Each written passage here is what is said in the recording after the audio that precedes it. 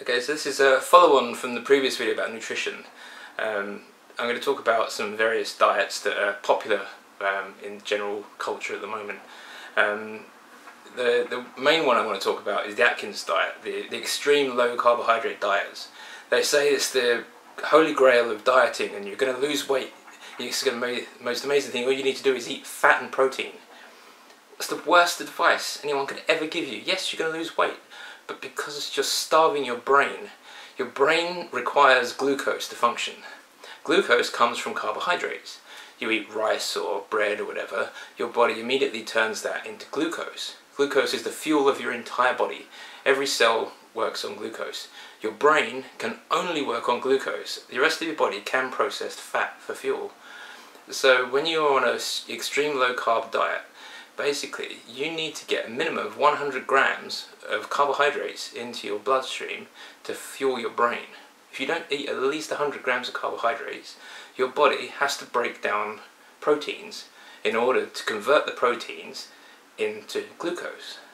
So when they talk about the Atkins diet, they talk about going into ketosis, where your body is using fat as its primary source of fuel, and you end up using protein to fuel your brain and various other processes in your body.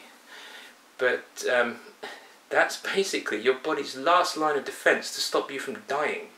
Is that really where you want to be to have a healthy lifestyle? I don't think so. You're basically putting your body to the point where it thinks it's going to die, so it puts into motion the backup system. Don't be running on your backup system. You need to be running on your main engine. If you've got a main engine, use it. That's carbohydrates and fat. Don't be burning protein to feed your brain. It's just going to end up causing more problems than it solves. Yes, you're going to lose weight. You lose weight because when you eat protein, it basically releases a chemical in your blood which suppresses your appetite. So you actually eat less than you would eat if you were eating anything else.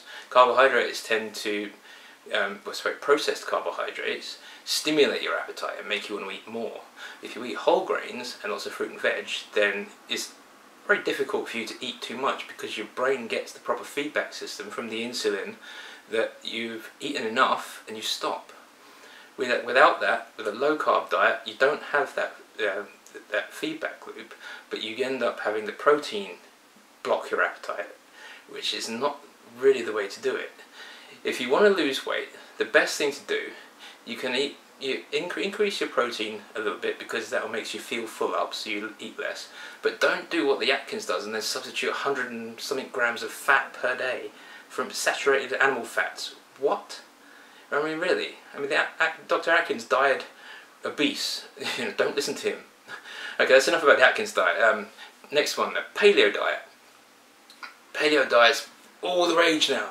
It's what humans were designed to eat. Who designed it? Who designed it? God designed it? Did we design it? Who designed the human body to eat the Paleo diet? Okay, they say that this was the natural diet for humans.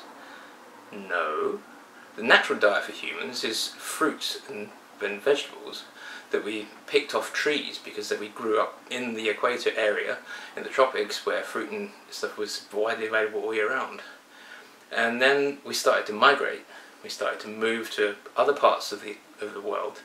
Yeah, people had to use animals for food in some locations because it was impossible to eat any other way. But it wasn't designed to be that way. They just happened to have to do that because that's the place they chose to live. But if you don't choose to live in the Arctic, where you can only eat fish and seals or whatever, then fruit and veg is your natural diet, and nuts and seeds, various other things that you find around. You may want to kill the occasional animal here and there, but one thing about paleo is it cuts out all grains.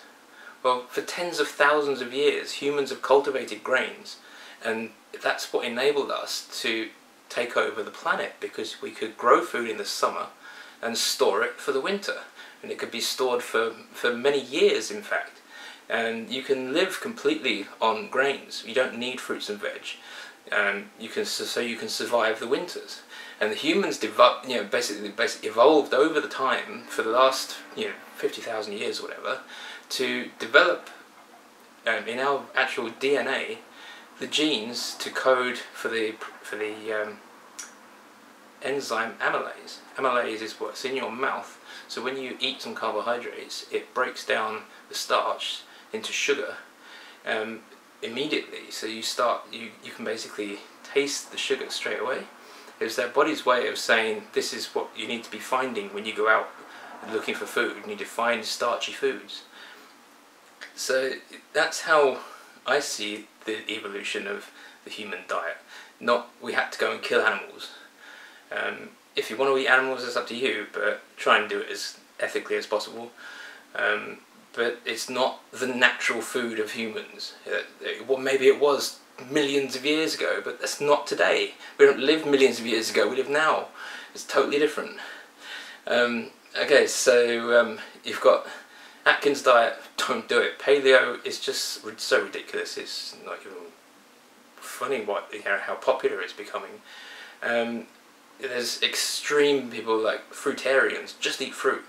Well, yeah, you can survive on fruit, but you really should have a more balanced diet, including vegetables and grains as well as fruit. But I mean, I'm personally, I've been a meat eater my whole life, but now I'm moving to a vegan diet just because for personal choice, and I don't want to kill any more animals. It's up to you what works for you, but don't just follow a diet because it's popular in the news. Just because it's endorsed by a celebrity doesn't mean it's right. Low carb diets will work for certain people, but they can cause a lot of problems. So anyway, that's enough on fad diets. Just eat fruit, veg, nuts, seeds and grains and you'll be much better. So next video is going to be about hydration. See you later. Bye.